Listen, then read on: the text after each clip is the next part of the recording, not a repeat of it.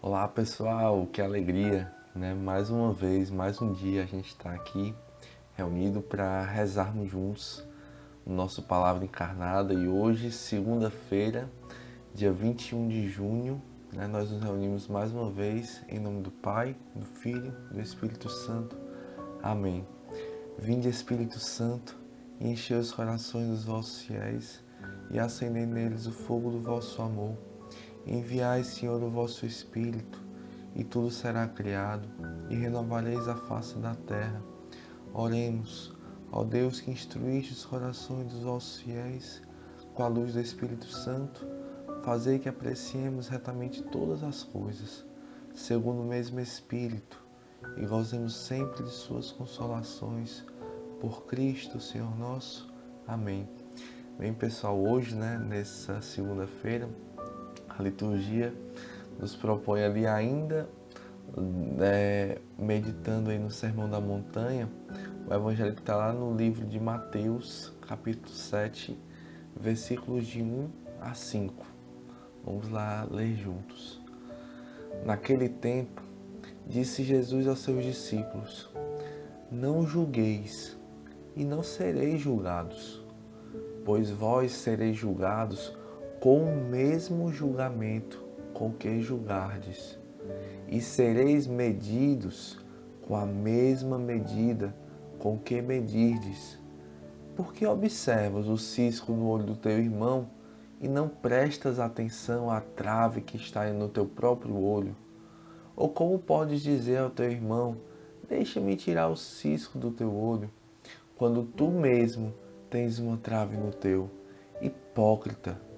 Tira primeiro a trave do teu próprio olho, e então enxergarás bem para tirar o cisco do olho do teu irmão. Meus irmãos, essas são para nós palavras da nossa salvação. Glória a vós, Senhor. Bem, pessoal, se essas palavras assim fortes de Jesus, palavras duras, mas palavras cheias de verdade, que vêm nos ensinar aí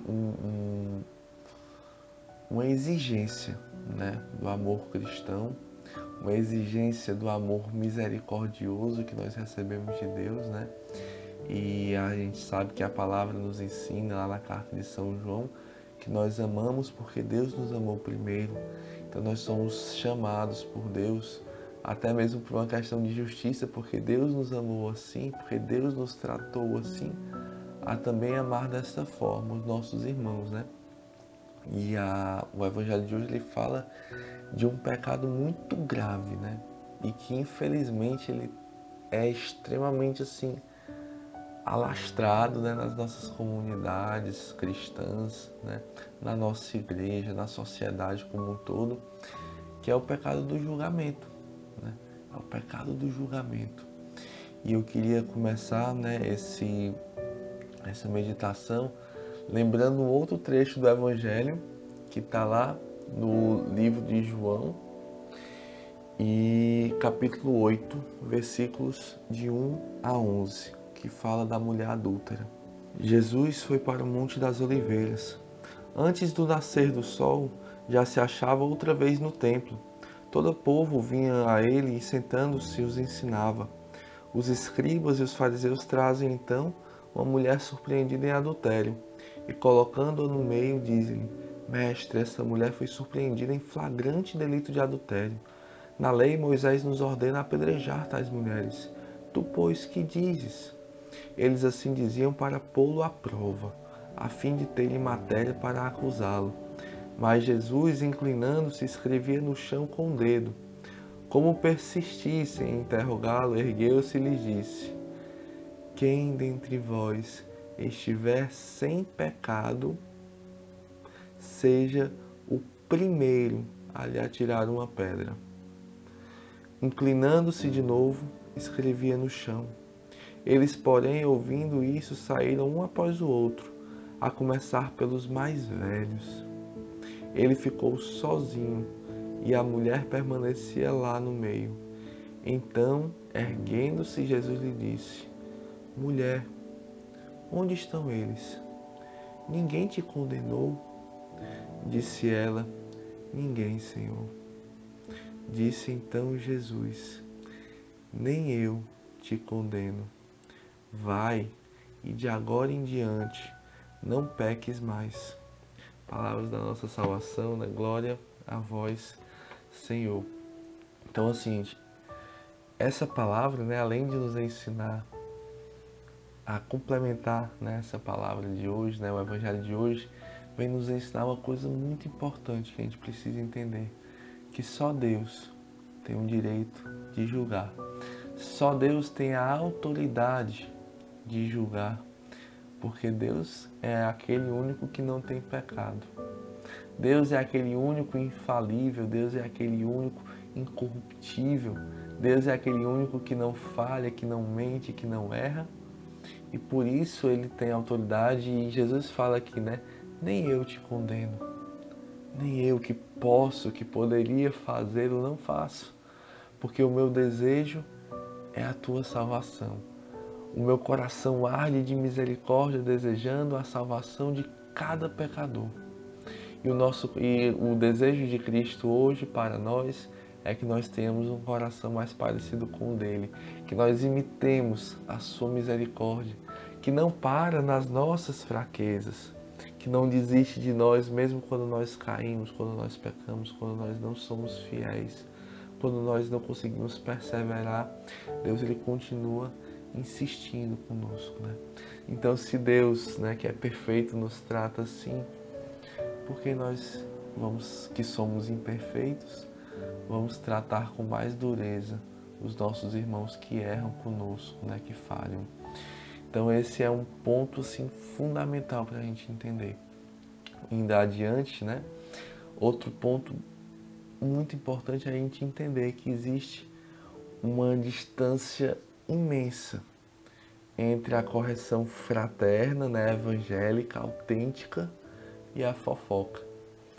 A palavra de Deus, ela nos ensina o passo a passo da correção fraterna, né? Que é, Jesus mesmo ensina isso, né? Que é você buscar o teu irmão que errou, vai ali com ele a sós e corrige o irmão daquele erro.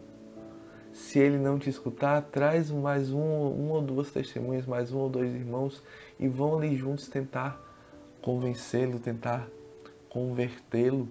Se ainda assim ele não escutar, chama a igreja, né? Chama as autoridades da comunidade, chama as autoridades da igreja para tentar ali cuidar daquele irmão. Aí, só aí então que realmente ele seria, digamos assim, ele seria retirado da comunidade, digamos, lá nesse exame de correção fraterna de Jesus, que é aquilo o nosso modelo também hoje, né? Então, eu lembrando aqui uma frase de São João Crisóstomo sobre essa forma, essa pedagogia de Jesus. Jesus não disse que não temos de evitar que um pecador deixe de pecar. Temos que o corrigir sim, mas não como um inimigo que busca a vingança, mas como um médico que aplica um remédio. Pelo contrário, então, quando a gente, no lugar de corrigir fraternamente aquele irmão, primeiro a sós, depois com mais um ali tentando convencê-lo, tentando convertê-lo, a gente usa da fofoca, né? A gente está justamente afundando mais e mais o irmão na lama, né? Do próprio erro, no julgamento dos outros, levando outras pessoas a julgar, outras pessoas a pecar. Certamente esse não é o desejo de Deus, né? Certamente esse não é o ato de caridade, esse não é o ato de misericórdia. Não é assim que Deus te trata, nos teus erros, nas tuas fragilidades. Então, esse ato também do julgamento, ele muitas vezes, né, diria até que sempre, ele esconde por trás, né, o pano de fundo dele é um pecado da soberba, né? É nós nos acharmos muitas vezes maiores do que o outro, mais justos, mais corretos, mais que andamos mais na linha, que somos mais merecedores, e por nos achar assim tão bons, né?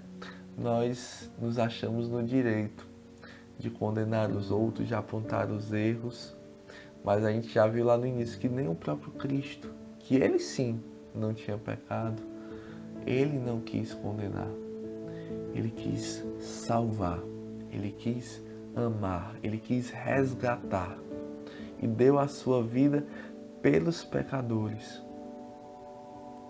Deu a sua vida, né? Então, quem somos nós, né? Então, é muito importante todas as vezes que nós nos pegarmos julgando, né? Mesmo que intimamente um irmão, que a gente se questione qual é a raiz disso, de onde vem isso. Muitas vezes nós somos mais intolerantes com os outros quando eles refletem as nossas próprias misérias, quando eles caem justamente naquilo que nós caímos também e que por conta disso nós descontamos ali nele, né? Aquilo que nós não, a severidade que nós muitas vezes não queremos ter conosco, né? Nós descontamos tudo no irmão. Muitas vezes nós somos assim, na verdade, tolerantes consigo, autocomplacentes, né? Ali nós nos aceitamos e damos várias desculpas para os nossos erros, para as nossas faltas, e com o outro é a justiça, né? Conosco é a misericórdia, com o outro é a justiça. Mas essa não é a forma de agir de Deus. Deus, Ele ama o pecador e dará a sua vida pelo pecador para que ele se salve. A palavra de Deus fala até mesmo que Deus ele vai castigando o pecador lentamente para que ele tenha tempo de se converter. Mas será que nós temos esse mesmo desejo de salvar os nossos irmãos, né? Que o Senhor possa colocar no nosso coração esse desejo de salvar, de salvar, de salvar, um por um, né? E ali resgatando cada um dos nossos irmãos que vão caindo pelo caminho. Isso é até mesmo para nós, né, critério da nossa própria salvação. Porque Jesus ele fala, com a mesma medida com que medirdes, sereis medidos. A gente quer ser medido com a medida da misericórdia ou com a medida da justiça, né? Se nós somos medidos com a medida da justiça, eu lhe garanto, meu irmão, que nenhum de nós fica de pé. Nós queremos a medida da misericórdia, a justiça de Deus que se realiza na misericórdia.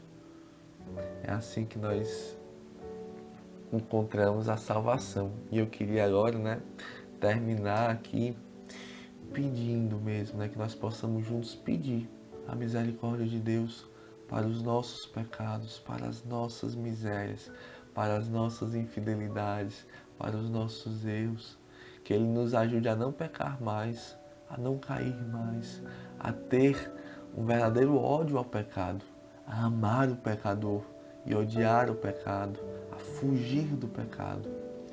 E que Ele nos ajude também, né, pela sua graça, pelo seu Espírito Santo, a ter um coração mais parecido com o dele. Jesus, manso e humilde de coração, fazei o nosso coração semelhante ao vosso, né? A gente reza. Eu queria encerrar lendo para vocês aqui um salmo que ficou muito forte para esse dia de hoje. Salmo 102, 103, né? Bendize, ó minha alma, ó Senhor, o Senhor, e tudo que existe em mim bendiga seu santo nome. Bendize, ó minha alma, o Senhor, e jamais te esqueças de todos os seus benefícios. É Ele que perdoa as tuas faltas e sara as tuas enfermidades. É Ele quem salva a tua vida da morte e te coroa de bondade e de misericórdia. É Ele que cumula de benefícios a tua vida e renova a tua juventude como a da águia. O Senhor faz justiça, dá o direito aos oprimidos, revelou seus caminhos a Moisés e suas obras aos filhos de Israel. O Senhor é bom e misericordioso, lento para a cólera e cheio de clemência. Ele não está sempre a repreender, nem eterno é o seu ressentimento. Não nos trata segundo os nossos pecados, nem nos castiga em proporção de nossas faltas. Porque tanto os céus distam da terra, quanto a sua misericórdia é grande para os que o temem. Tanto o Oriente dista do Ocidente, quanto ele afasta de nós nossos pecados. Como um pai tem piedade dos seus filhos, assim o Senhor tem compaixão dos que o temem, porque ele sabe de que é que somos feitos. E não se esquece de que somos pó. Os dias do homem são semelhantes à erva, ele floresce como a flor dos campos. apenas sopra o vento já não existe, e nem se conhece mais o seu lugar. É eterna, porém, a misericórdia do Senhor para com os que o temem, e sua justiça se estende aos filhos de seus filhos, sobre os que guardam a sua aliança, e lembrando cumprem seus mandamentos. Nos céus estabeleceu o Senhor o seu trono, e o seu império se estende sobre o universo. Bendizei o Senhor todos os seus anjos, valentes heróis que cumpris suas ordens, sempre dóceis às suas palavras, à sua palavra. Bendizei o Senhor todos os seus exércitos, ministros que executais sua vontade. Bendizei o Senhor todas as suas obras, em todos os lugares onde ele domina. Bendize, ó minha alma, o Senhor. Palavras do Senhor, né? Graças a Deus. Louvado seja nosso Senhor Jesus Cristo, para sempre seja louvado. Estivemos e estaremos sempre reunidos, em nome do Pai, do Filho, do Espírito Santo. Amém.